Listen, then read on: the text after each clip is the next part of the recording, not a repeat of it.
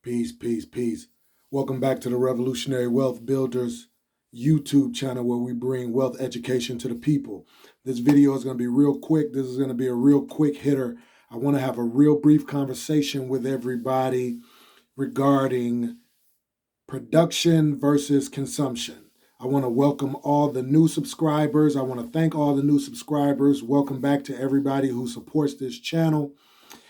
Like, share, subscribe, hit that notification bell. And so let's just get right into it. In order to avoid poverty, you have to produce more than you consume. And while that seems like a simple proposition, it appears to me that there are many, many people in the world who really don't understand that very simple concept. You have to produce more than you consume. And that is across all spectrums of production. You can produce income. You can produce crops. You can produce outcomes. But whatever you produce, you must be consuming less than what you produce. So what we end up doing is we end up going into debt. And debt is simply illustrating that we're not producing enough, but we want to still keep continuing to consume. We consume more than we are producing. So if you make $100,000 a year, you can't spend $100,001. That dollar that you didn't earn, you had to borrow. And so that's what puts you in debt. And so essentially we purchase things that we can't afford. If the house is $250,000 and you put down $25K on the house and you pay $1,500 to $1,800 a month, if your income streams change or your financial status change, then your ability to pay could change, which could render you upside down in the property or you could lose it. Essentially, we have been trained to buy things that we can't afford. If you're buying something on credit, that generally means you can't afford it. And now, because you can't afford it, that doesn't mean you shouldn't buy it. There just needs to be some other opportunities involved with that particular purchase where you can come out on top, or there needs to be another exit or another entryway or path to creating an opportunity for that particular investment to be viable. Let me give you a real quick example.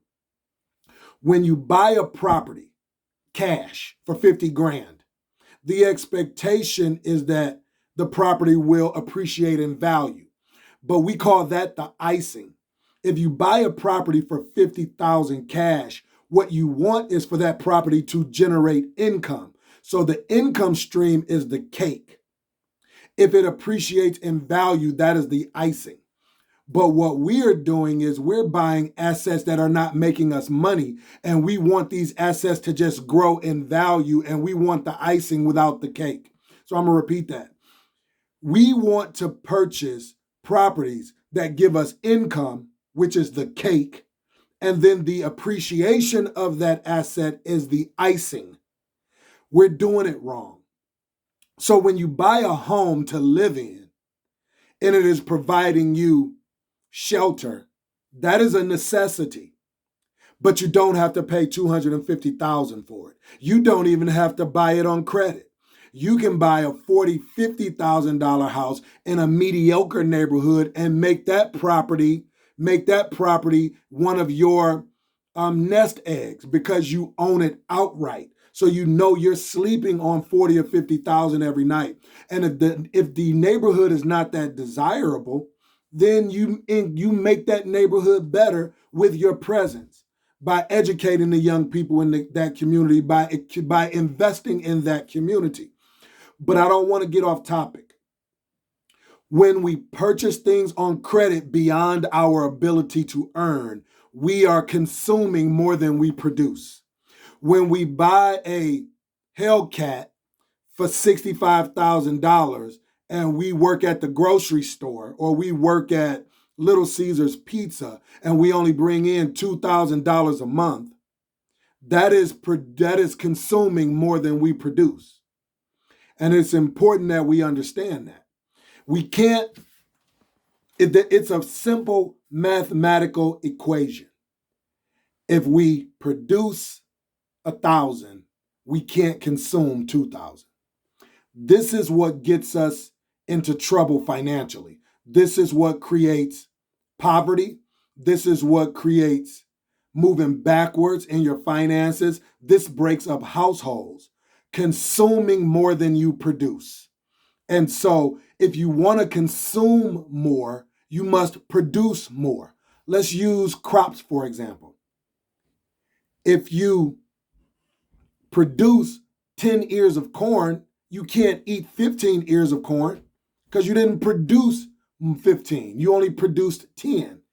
And it's important that we understand that. It is important that you use the simple mathematical equation of not consuming more than you produce as your metric in how to save. Now, once you get to the understanding that you can't consume more than you produce, you must produce more than you consume, and then you save the overs and use them to invest to produce more. I'm going to repeat that. Once you understand the concept of not consuming more than you produce, you take the overs from what you produce, the delta between production and consumption, and you use that delta, that gap, that profit, if you will, those savings to invest so you can produce more. One of the reasons why we don't have anything to invest is because we consume more than we produce. We consume more than we produce. You have to stop consuming more than you produce. The reason why I'm repeating it is because it's obvious we don't understand it, because if we did, so many of us wouldn't be in the situations that we are in. We are consuming more than we produce, and it is sending us into debt, and we don't have anything to invest. We don't have anything to purchase insurance with. We don't have any overage to do any of the things that are important. We don't have any overages to leave to our children because we are consuming more than we produce. We are consuming more than we produce. If you're not producing enough, then get a second job or invest, but you can't consume more than you produce. If you want to go into debt purchasing things that you can't afford, then you must learn how to produce more so you can satisfy that consumption need. And once you get to the point where you understand that you are no longer consuming more than you produce, and now you are producing more than you consume, you take those overages, that profit, that delta, and then you use that for savings and investment. And the investment is to go out, you send the investment out to bring back more production. And as you build up that reserve of produced assets, currency, income streams, etc., then you can consume more. But you can't consume more than you produce without going into debt. So so I want to leave you with one final thing. You must produce more than you consume if you want to avoid poverty and if you want to put yourself in a position to have more than what you need to help those around you whom you love. Peace and love. This has been the Revolutionary Wealth Builders on YouTube. Like, share, and subscribe.